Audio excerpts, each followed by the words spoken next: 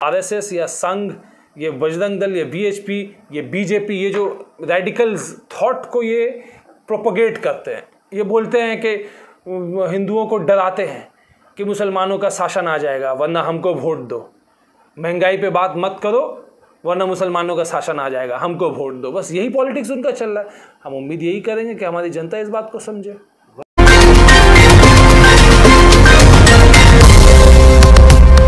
देखिए, जो हो रहा है वो लोगों के सामने है और कुछ छुपा हुआ तो है नहीं।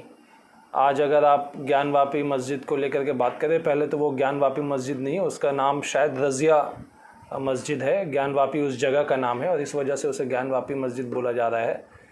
तो अगर उसका वर्डिक्ट का आप बात करते हैं तो उन्होंने अलाउ कर दिया है कि जो मेंटेनेबिलिटी जो चैलेंज किया था, कि जो सूट फाइल किया गया था महिलाओं द्वारा कि हम वहाँ पूजा करेंगे, उसको अलाउ किया गया है कि सूट जो है कंटिन्यू करेगा।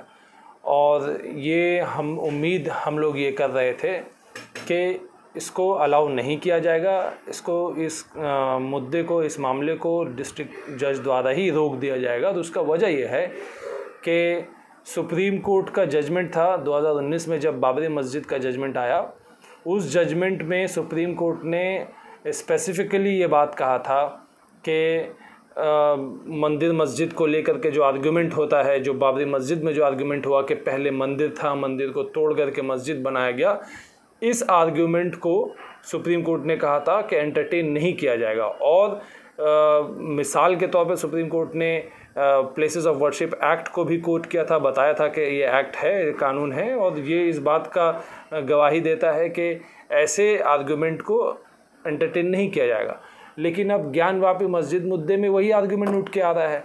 इनका यही क्लेम है कि जो मस्जिद का जो फाउंटेन है वो शिवलिंग है, और ये अगर शिवलिंग है तो वो मंदिर था, अगर मंदिर था तो वह मस्जिद कैसे बन गया, मस्जिद को तोड़ दो, हमारे पूर्वजों ने जो गलत किया उसको सीधा करो। यही चल रहा है, आजकल यही चल रहा है।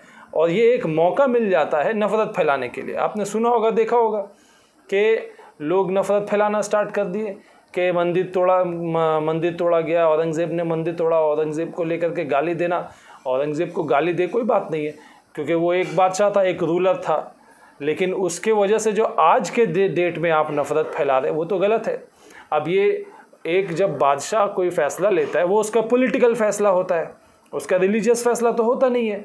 लेकिन उसको ऐसे प्रेजेंट करते हैं कि मुसलमान लोग जो है वो हिंदुओं से नफ़रत करते हैं और इस बिना पे सोसाइटी को डिवाइड कर देते हैं। अगर ये औरंगज़ेब की बात करते हैं कि उसने मंदिर तोड़ा, तो वो ये क्यों नहीं बताते कि ये वही औरंगज़ेब बादशाह है जिसने उज्जैन में महाकाल टेम्पल को ग्रांट दिया, वृंदावन में कृष्णा मंदिर को ग्रांट दिया, और सन 1687 में वाराणसी में घाट के करीब एक ज़मीन दान दिया राम जीवन गोसैन को, ताकि वहाँ पे ब्राह्मणों के लिए रहने का जगह बन जाए।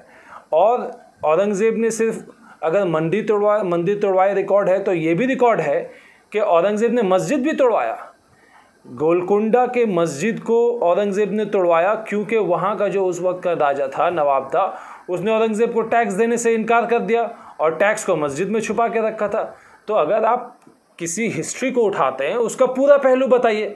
लेकिन ये जो संघी हैं, ये नफ़रत फैलाने वाले लोग हैं, वीएचपी आरएसएस के लोग हैं और बहुत सारे हमारी भोली जनता जो इनके बातों में आ जाती है, वो लोग नफ़रत फैलाते हैं कि ये मंदिर तोड़ा गया। अरे भाई, मंदिर को ग्रांट भी दिया गया, मस्जिद भी तोड़ा गया, वो पॉलिटिकल डिसीजन है। जैसा आज पॉलिटिक्स खेला जा रहा है नरेंद्र मोदी द्वारा।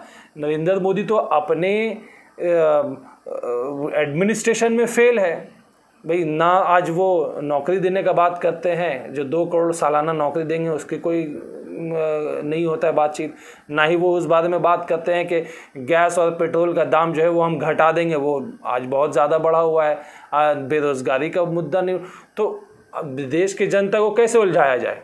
आज जो है हिंदू मंदिर मस्जिद का उलझाया, वो यही सोचते हैं भाई कि पैशन प्ले करेंगे और हम वोट जीत जाएंगे। आज देखिए, केरला से चल रहा है प्रोसेशन राजीव गांधी का, क्या मुद्दे उठा रहे हैं, क्या रैली में बात हो रही है, उसके बारे में टीवी में चर्चा नहीं हो पा रहा है। कल अरविंद केजरीवाल पहुंचे हुए हैं गुजरात, वहाँ पे क्या क्या हो रहा है उसके बारे में टीवी पर डिबेट नहीं हो रहा है। आज ये मुद्दे से भटकाया जा रहा है। भोली वाली जनता है, उम्मीद करेंगे कि जनता इस बात को समझे। आपको लगता है कि ये राजनीति है और पॉलिटिक्स, मतलब लोगों को भटकाने के इरादे से ये सारा कुछ हो रहा है? 100%। देखिए, बीजेपी जो संघ का हिस्सा है, संघ से बन करके आया है, इनका तो है ही यही पॉलिटिक्स। इनका पॉलिटिक्स है धर्म वाला पॉलिटिक्स, कि जो ब्रिटिश किया करती थी कि अंग्रेज़ जो है वो हिंदू मुस्लिम को आपस में लड़ा दिया और खुद राज करने लगे। तो ये आरएसएस या संघ, ये बजरंग दल, ये बीएचपी, ये बीजेपी, ये जो रेडिकल्स थॉट को ये प्रोपोगेट करते हैं, ये बोलते हैं कि हिंदुओं को डराते हैं कि मुसलमानों का शासन आ जाएगा वरना हमको वोट दो, महंगाई पे बात मत करो वरना मुसलमानों का शासन आ जाएगा, हमको वोट दो। बस यही पॉलिटिक्स उनका चल रहा है। हम उम्मीद यही करेंगे कि हमारी जनता इस बात को समझे। वाराणसी में जो कोर्ट ने जो फैसला दिया वो क्या हाई कोर्ट में जाके ठहरेगा वो फैसला? आपको क्या लगेगा? नहीं, हाई कोर्ट में उम्मीद, देखिए उम्मीद पे दुनिया कायम है, लेकिन ऐसी उम्मीद जो हम लोग जानते भी हैं, हमें बहुत वक्त हमें मालूम होता है, अंदेशा होता है कि इसमें कोई उम्मीद नहीं रखना चाहिए, फिर भी हम कहते हैं कि हम उम्मीद में हैं, क्योंकि उम्मीद पे दुनिया कायम है। हाई कोर्ट में अगर ये मैटर जाएगा तो इसका क्या होगा उस वक्त देखा जाएगा। वाराणसी कोर्ट के जो वकील थे जो केस देख रहे थे, मिराज सिद्दीकी, उन्होंने खुल के कहा कि सब बिक गए हैं, इसका क्या मानेंगे? भाई उनके बात में दम है।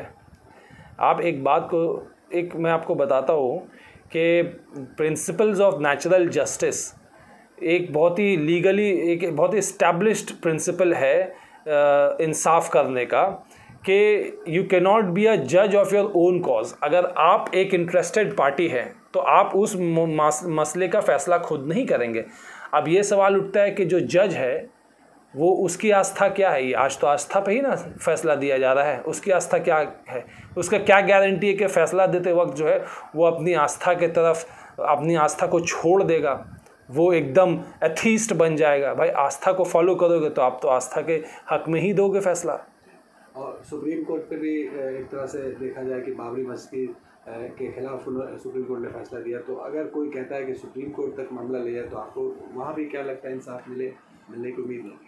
देखिए, इस्लाम में नाउम्मीदी कुफ्र है, तो इसलिए हम तो नाउम्मीदी का बात नहीं बोलेंगे, लेकिन जो सिचुएशन है और जो हमने सिचुएशन देखा है, इसमें कोई बहुत ज़्यादा ब्राइट चांसेस नहीं है। फिर भी क्योंकि लड़ाई करना है, लड़ते लड़ते मरना है, ताकि आने वाली नस्लें ये ना कहे कि उनसे पहले की नस्लों ने लड़ाई नहीं किया, इसलिए लड़ाई जारी रहेगा। ये लड़ाई कैसी होगी?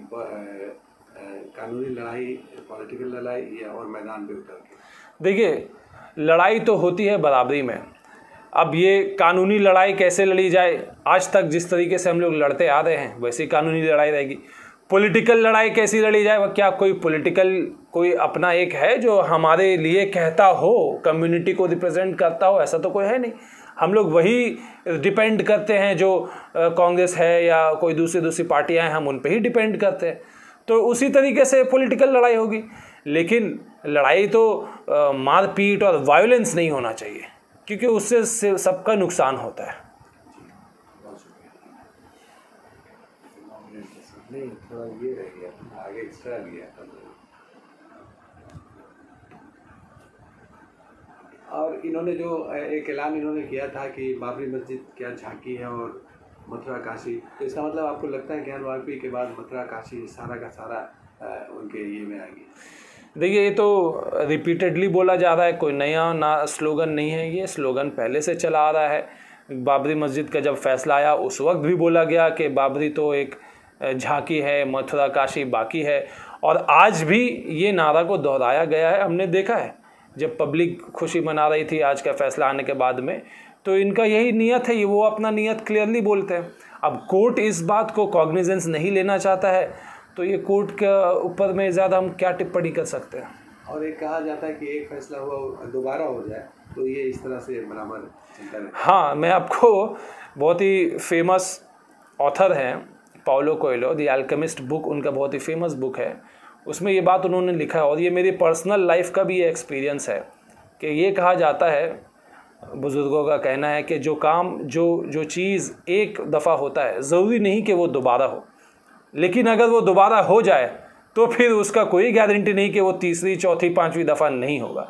तो यही वजह है कि इसी बात को देखते हुए ये कानून लाया गया था, प्लेसेस ऑफ वर्शिप एक्ट, जिसमें क्लियरली कहा गया था कि मंदिर मस्जिद जो पहले मंदिर था बाद में तोड़ के मस्जिद बनाया, इस आर्ग्यूमेंट को एंटरटेन नहीं किया जाएगा। बजाय उसके इस आर्ग्यूमेंट को आज एंटरटेन करती दिख रही है कोर्ट और समाज। तो इतने वर्षों तक जो मुगल्स के हुकूमत रहे हैं तो सारा का सारा ये लोग कोशिश करेंगे। देखिए, इस पे तो कहना बड़ा मुश्किल है कि ये कहाँ आज सुब्रमण्यम स्वामी मैंने देखा किसी टीवी में आकर के 2 या 3 मंदिर का नाम लेकर के कह रहे थे कि इन 3 मंदिर को बना दो, इन 3 मस्जिदों को मंदिर बना दो, 3 मस्जिदों के बारे में कह रहे थे और बाकी को छोड़ दो। क्या गारंटी है, कौन गारंटी लेगा? जब सुप्रीम कोर्ट का कहा हुआ बात कि बाबरी मस्जिद जो है इस हिंदू मंदिर मस्जिद के झगड़े को बंद कर देगा, ये सुप्रीम कोर्ट ने उम्मीद किया, हम सारे लोगों ने उम्मीद किया, बावजूद उसके ज्ञानवापी का मुद्दा उठा हुआ है, केस फाइल हो चुका है, दूसरे मैटर में भी केस फाइल हुआ। तो इस तरीके से कितने मस्जिदों में क्या मामला फाइल होंगे, उसका क्या आउटकम होगा, ये हम आज प्रेडिक्ट नहीं कर सकते, लेकिन हम अंदेशा ज़रूर कर सकते हैं। ये सारा कुछ जो हो रहा है इसमें मुसलमान को क्या करना चाहिए आपको?